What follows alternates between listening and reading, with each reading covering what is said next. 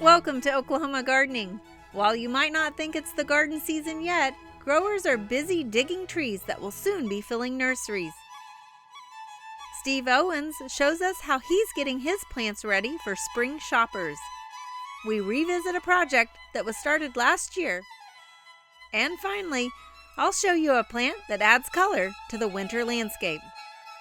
Underwriting assistance for our program is provided by the Oklahoma Department of Agriculture, Food, and Forestry, helping to keep Oklahoma green and growing. Oklahoma Gardening is also a proud partner with Shape Your Future, a program of the Tobacco Settlement Endowment Trust. Shape Your Future provides resources for Oklahomans to make the healthy choice the easy choice. I love sharing with you guys the cool things that plants can do. We're back here at the student farm. I want to share with you a tropical plant that you might find in some Oklahoma landscapes.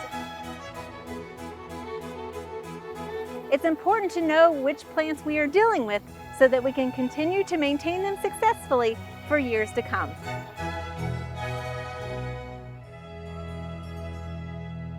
Today we are just outside of Yukon at GreenShade, which is a tree farm and also a full-service horticulture nursery provider, right? Correct. So, yeah. Joining me is Justin Lingo, who is the owner and president. So, Justin, I want to talk about bulb and burlap trees, specifically how we get to this process. Right. So, you've got several thousand trees planted out here. Let's talk about how that first gets started. So we start with a liner tree.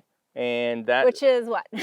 That is a tree that we would say is probably as big as your pinky. Okay. And they range from 3 to 6 feet tall.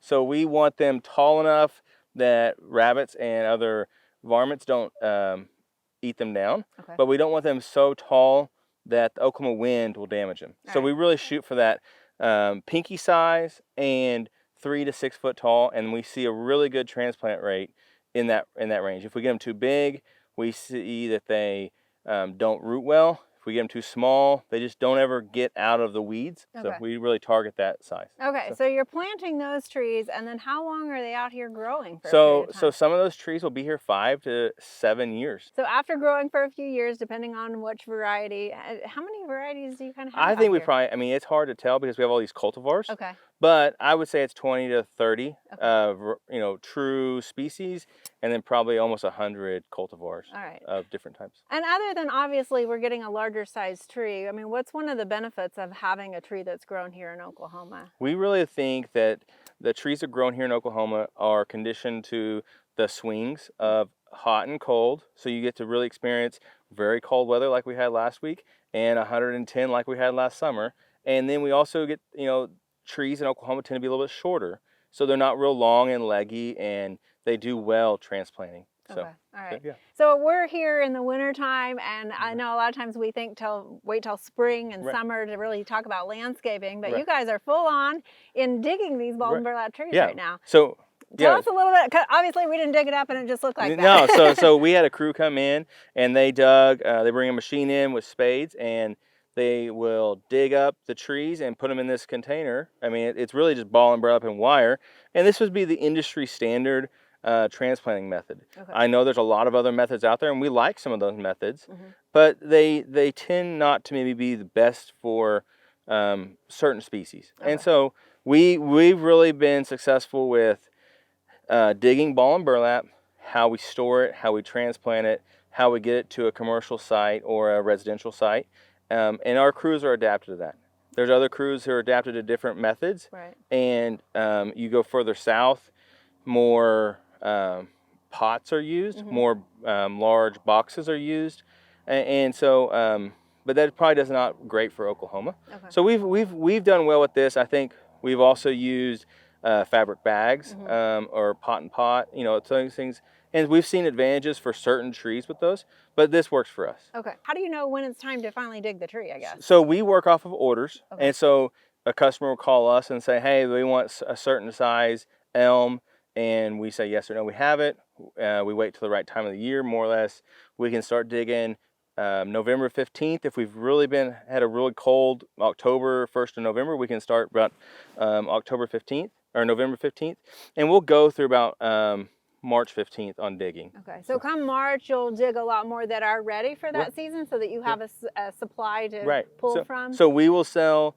We'll sell these trees to other landscapers. We sell these trees to other nurseries, and they'll give us orders. So we've already kind of got our orders ready for the year, and we know what we're gonna have available, and we work off of that. And so if a customer wants a certain size, we say yes or no, we have it, and it's a good system. Okay. So how do you know, other than your orders, how to dig a tree come March? Right. So we look for a couple things. We want it to be, for it to be economically viable for us to do, we need a 2-inch tree. Okay. So we take the caliber here and we go 6 inches up from the base of the root. Okay. I mean the top of the root ball.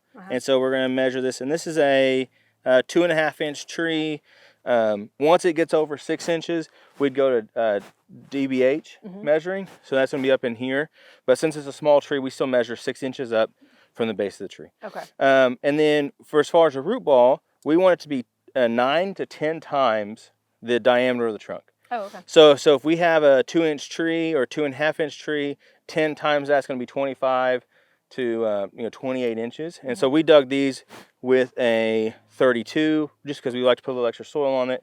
And with our sandy soil, we think that's a good idea. Right, so, and looking at the hole behind you, I mean, we're not seeing any roots that have really been lost in this. So really captured most of that in there. Right? So if we get our liners from a lot of really good nurseries, and so they are root pruned in the nursery. Okay. So they come in, they root prune them when they're very small. They start forming that fibrous root. Opposed to if we were out here putting in seeds, there might be a large taproot, and that we would want to root prune at that point when it's in the ground. In the hole, we don't see a lot of really large roots. Okay. So that gives us confidence that we're capturing the large roots and we're not causing the tree too much stress by pruning. Right. So, okay.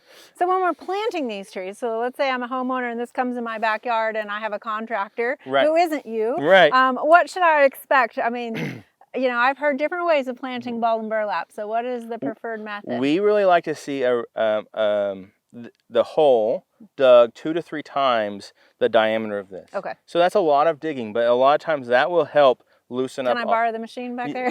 Well, maybe. We'll see. But if you can dig the hole 2 to 3 times the size of the root ball, and then use that same soil in the hole. Don't bring in a bunch of new soil or different amendments. Just use that same soil back in that hole. And then what we like to do is get the tree, do a lot of measuring, measure twice, put the tree. Right? Yeah, but the same thing with trees. And we like to put the tree in the hole, fill up the bottom just so the tree can stand on its own. Okay. And then we like to start cutting the fabric and wire off. So we would want to see, at a minimum, we want to see the top third of this burlap and wire and rope gone. Removed. Okay. Removed. All right. We want to leave as much of the soil that it came with the tree. And if you can go further down on taking wire and burlap off, I think that's great. Okay. But the key is not to crack the root ball, not to damage the root ball. We want to keep that root ball as intact as possible. Right, because that's potentially going to damage some of those roots. Right, so all those fibrous roots in there are connected to the soil, and the more it's disturbed, the more it's damaged. The longer time it will take to transition and start growing again. Okay, and absolutely remove anything that's up around. Yes, definitely remove any rope or string at the top of the root ball, for sure. All right. Well, thank you so much for sharing all of this with us. It looks like you've got a full season ahead of you of digging behind us. We'll stay busy. Thank you so much. Thank you.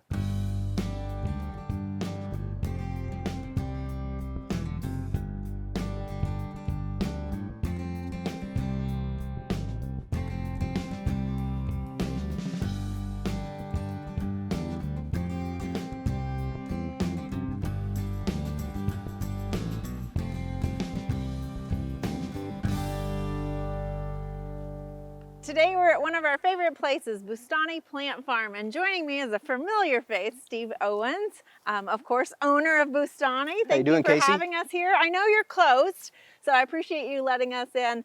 But we wanted to talk a little bit about what gardens and nurseries are doing in order to get ready for April.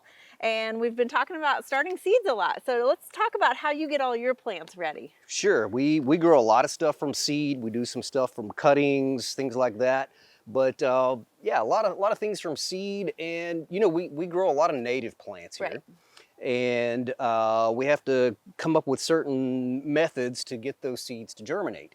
I think a lot of people have grown seeds from tropical places, warm climates like tomatoes, peppers, zinnias, things like that, where all you have to do is plant them, keep them a little bit moist, and the warm temperature will cause them to germinate. Right. Well, here in Oklahoma, you know, we're in a temperate climate.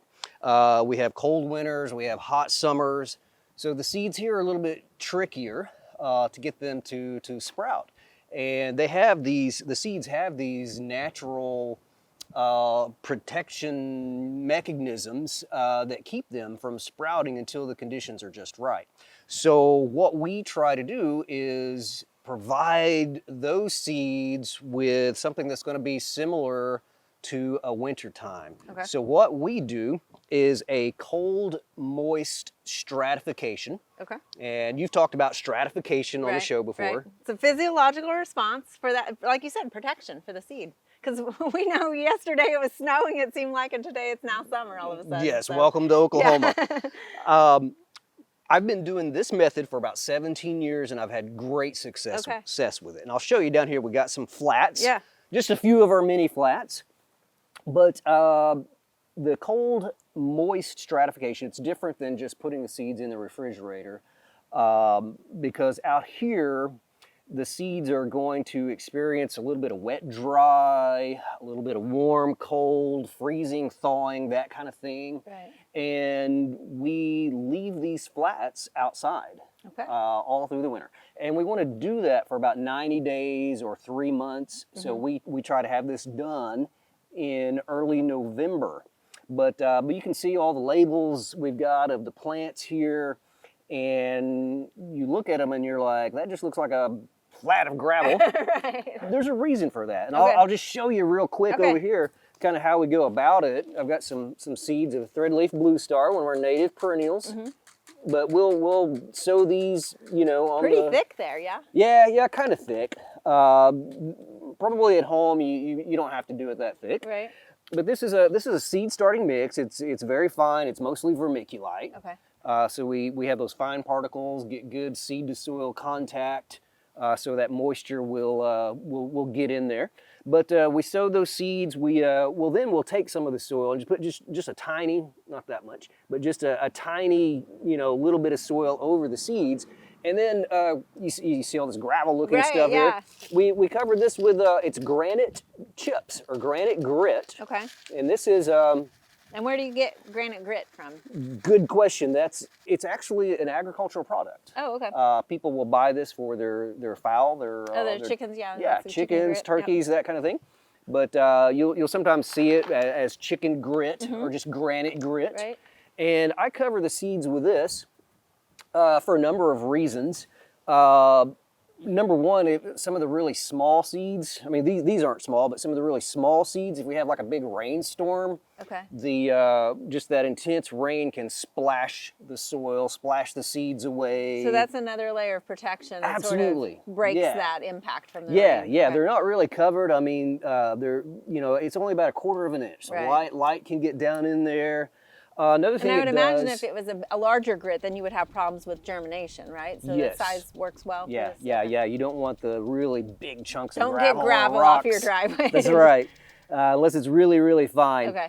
But this will also protect a little bit from some of the rodents. It's crazy how the mice will find these seeds and come wanting to dig in there. And birds as well will come and try to take your seeds. And a little bit from some of the frost heaving, like just from the wet and cold and is that freezing what thawing. Is happening yeah, here? That is. That's a little bit. That's a little bit of the frost heaving right there. When we have those really, really cold days, we get a little bit of that. But again, we leave these outside for 90 days or about 3 months. So just like this, or I mean, those boxes used for something? Yes, that is one more step. Okay. These are just some frames with hardware cloth, and you can see all the labels are kind of pushed to the side right there. But we put that over the top, And that is another layer of protection from anything that wants to come in and eat our seeds or just disturb those. Okay. But these will sit out here on the ground in the sun. And that ground contact's important, right? Very, very good point. On the ground, you do get some thermal conductance, just the warmth from the ground. It makes a difference versus putting them up on a table where a lot more cold air can get underneath. You've got some that are germinating and some that haven't yet. So where are we at? We're after 90 days. And of course, you're doing this for nursery production. So your timing is very important. Yes. After those 90 days or whatever, we want to get the plants popping up so we can get those into small pots and have them ready to sell when we open here in the springtime. So what we do, we'll take these into the greenhouse. For us, it's usually around the 1st of February, and we'll put them on a heating mat. Okay. And it's kind of amazing, Casey. In 2 or 3 days, this stuff just explodes. I mean, the seeds think, oh my gosh, the ground is constantly warm. Spring is here. Spring is here, and they start growing, and then I really get busy potting those up. So what is your process? We've got some here. Are these ready to be potted up? They're pretty thick there. Yeah, this is another dimension of sowing the seeds outside. This is standing cypress or Ipomopsis, and it's a biennial. And out in the wild, these things usually germinate in the fall, and they'll grow a little bit in the wintertime. And then when the spring comes, they make a little bit of a rosette, and then as it gets warmer, they'll bolt and start flowering. Yeah. And then set seed and drop the seed and start the process all over again. I mean, it's kind of amazing. These little guys right here will be about 5 feet tall in June. But they are very thick, so we take these high-tech tools here. This is just a bamboo skewer, and we'll come in and just kind of tease them loose, go way below the soil, pull these up, and each one of those guys is pretty important to you, right? Each one of these, yes. And then we'll just kind of tease them loose, and we'll just have the little plants here, pot those up into a little cell, let it fill that with roots, and then we'll pot it up to its finished pot later on.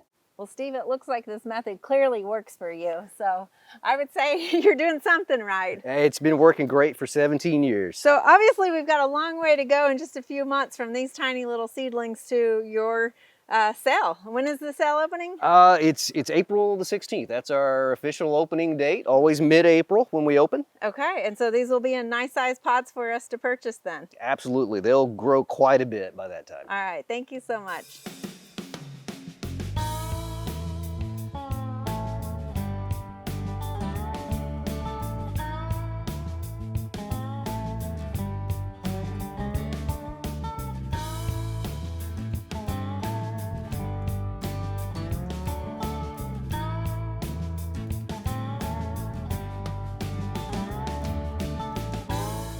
Today we're on the south side of the Botanic Garden at OSU, and if you remember last season we talked about a construction project that was just getting started. Well, we wanted to follow up by revisiting that construction project that you can see is now complete. We are standing outside of the new Horticulture Education Center, and we're going to head inside to meet with Dr. Lou Anella, the director of the Botanic Garden, to get a sneak peek of the indoors. Hi, Lou. Hi, Casey. Mind giving us a tour of your new facility? Welcome to the new Horticulture Education Center. This is amazing, and it smells new. So this is the entry here, and we have restrooms that are open from 7 a.m. to 8 p.m. 3 of them. 3 of them, and so they're always open for the public to use. Okay. And we have an office here. Dr. Shelley Mitchell will be housed here, and she does educational programming for children. And Shelby Mendoza is housed here too, and she manages the building. Okay, excellent. And water fountains, so people can come in and use the water and the facilities as they need to. Right, so this part of the building will be open from 7 a.m. to 8 p.m., so it's always there for our visitors' comfort. Okay, and it's nice having bathrooms on the south side of the gardens finally, right? Yes. So we have a classroom facility. Do you mind showing us that? We do. Lou, this is a beautiful classroom. Thanks, Casey. We love the woodwork, love the beams, the posts and beams. It's a really beautiful architectural style. Yeah, it really fits in with the garden on the exterior and the interior also. So who else is using this space? It can be used for workshops, it can be used for classes, but usually it will be used for workshops and meetings. And like the Payne County Audubon Society might use it, the Payne County Master Gardeners might use it. Okay. We use it for meetings with our volunteers, things like that. And some of the insect adventure stuff is also being moved out here, is that correct? Or? The stuff isn't being moved over here, but their open houses are being moved over here. So they're going to have their open houses here the first and third Saturday mornings. All right, excellent. Well, I know this has been in the works for a long time. It's been under construction for the last year. Tell us a little bit about how this came to fruition. Well, we used to have a classroom on the north side of the garden, and we weren't using it during COVID, and they needed that space for offices. And so we decided at that time that it would be good to give up that old building and to build a new one. So the university and the department, OSU, has provided some funding, and then we went out and got some private donations, and then we also got a $700,000 grant from TSET. So TSET has been a wonderful partner for this project. All right, and I know you had a big groundbreak, or ribbon cutting, I should say, of the facilities a few months ago. We did have a groundbreaking in March, and we had a grand opening in December. Yes, and so we had over 100 people here, and it was a wonderful event. Well, while I know the inside is all complete and y'all are moved in and utilizing it, the outside landscaping still has a little bit of work? Yes, we're going to be building a garden patio out there. Construction has started. We will have a water feature and a pergola to give some shade and protection from the sun. And it's going to be named after the Shamus Family Foundation. Okay, well, thanks for sharing this with us. And if you find yourself in Stillwater, please stop by and see the new Horticulture Education Center here at the Botanic Gardens at OSU.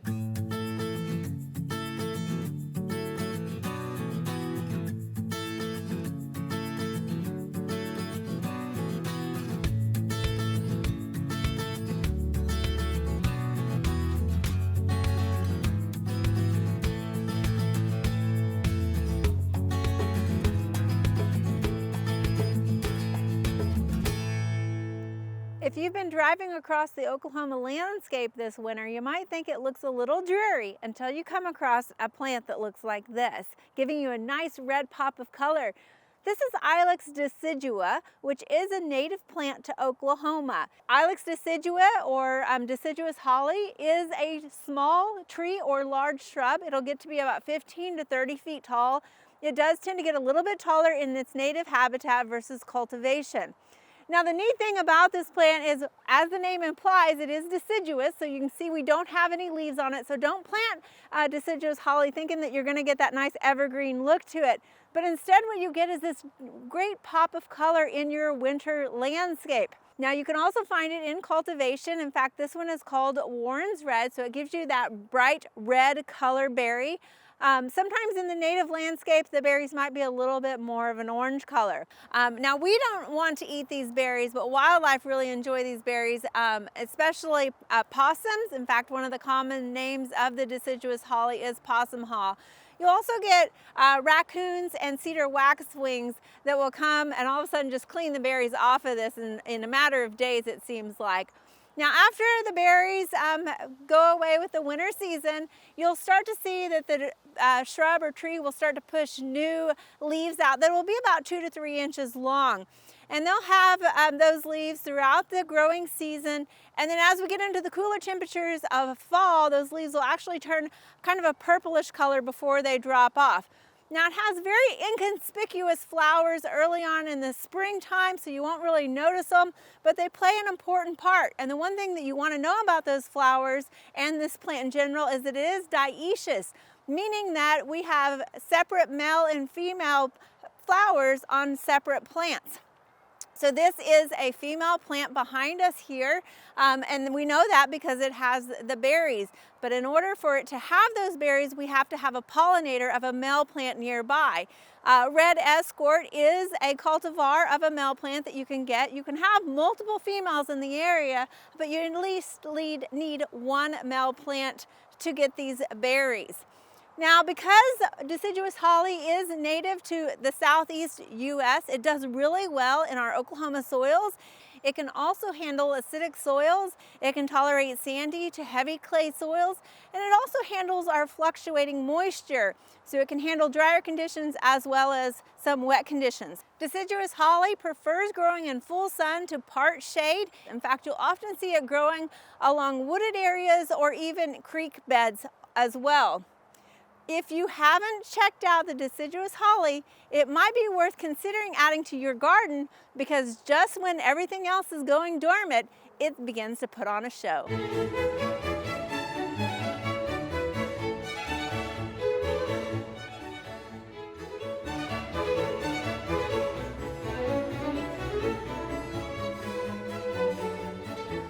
There are a lot of great horticulture activities this time of year.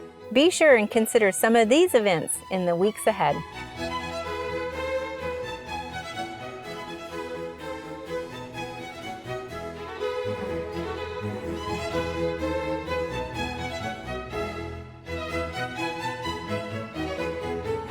For the next 3 weeks, OETA will be conducting fundraising, but we'll be back on March 16th with new episodes of Oklahoma Gardening. Hey, you gonna leave it? You gonna face it this way? You gonna do it? Place is Bustani Plant. Blah, blah, blah. Let me try that again. There's a plane coming.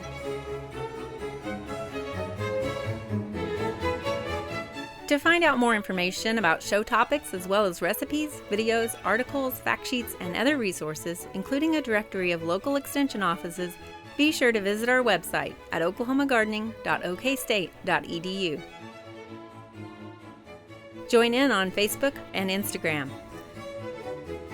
You can find this entire show and other recent shows as well as individual segments on our Oklahoma Gardening YouTube channel.